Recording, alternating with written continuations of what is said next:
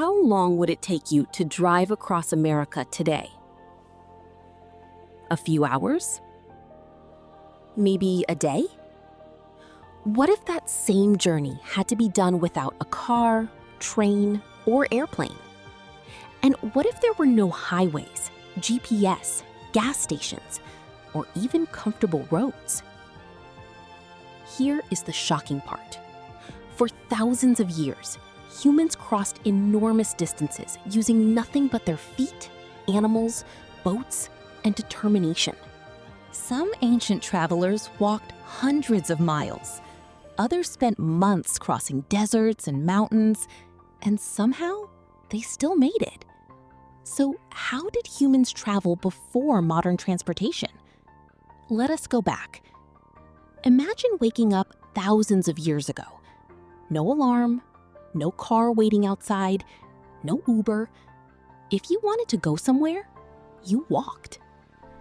Early humans traveled mostly on foot, sometimes covering surprisingly large distances while hunting, gathering food, finding water, or moving to safer areas. And they could not pack a suitcase. Everything had to be carried. Food, tools, weapons, children, sometimes even fire. Travel was not about reaching a destination quickly. It was about surviving the journey. And humans were surprisingly good at it. Our ability to walk long distances became one of our greatest advantages. Then civilizations grew, and travel changed dramatically. In ancient Egypt, the Nile River became a natural highway. Boats carried people, animals, food, stone, and supplies up and down the river. Meanwhile, horses and donkeys became powerful transportation partners. Then came Rome.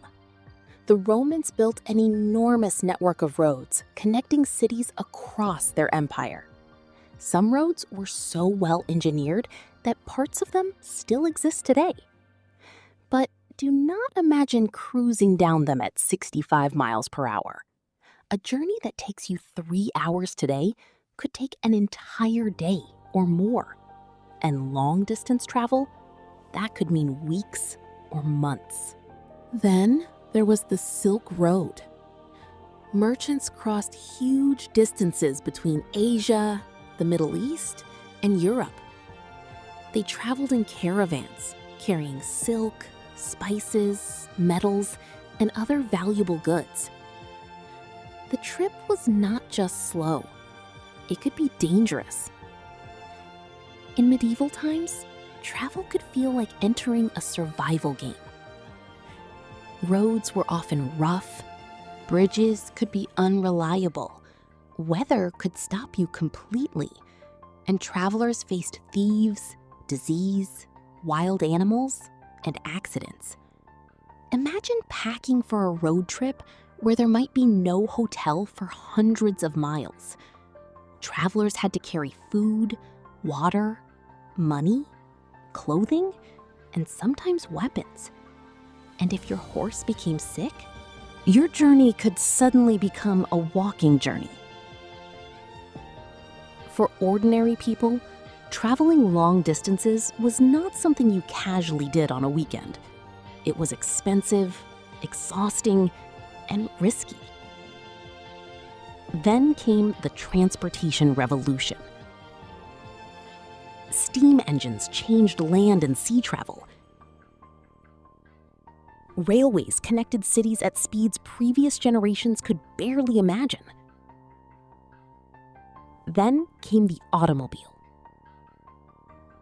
And in the early 20th century, airplanes changed the meaning of distance forever. A journey that once took months could now take hours. Humanity had essentially turned distance into time. Think about your average American road trip.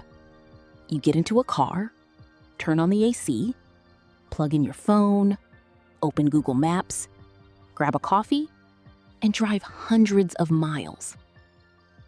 Today, someone can travel from New York to Los Angeles in a matter of hours by air. An ancient traveler could spend months covering a similar kind of distance. And here is the strange part. We often complain when our flight is delayed by 2 hours. Ancient travelers would probably find that hilarious. For them, 2 hours might barely get you started. But here is the most surprising connection. Modern transportation did not change the human desire to travel. It only changed how fast we could satisfy it. Thousands of years ago, humans crossed mountains because they wanted something beyond them. Today, we cross oceans for the same reason: work, family, adventure, curiosity. The technology changed, the traveler did not. So here is the question.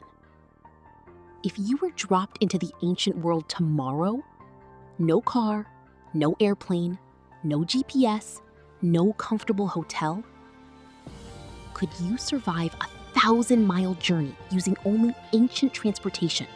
Let me know in the comments. And if you enjoyed this journey through human history, subscribe to Dark Archive for more stories about how the world changed and how much of the ancient world still lives inside us.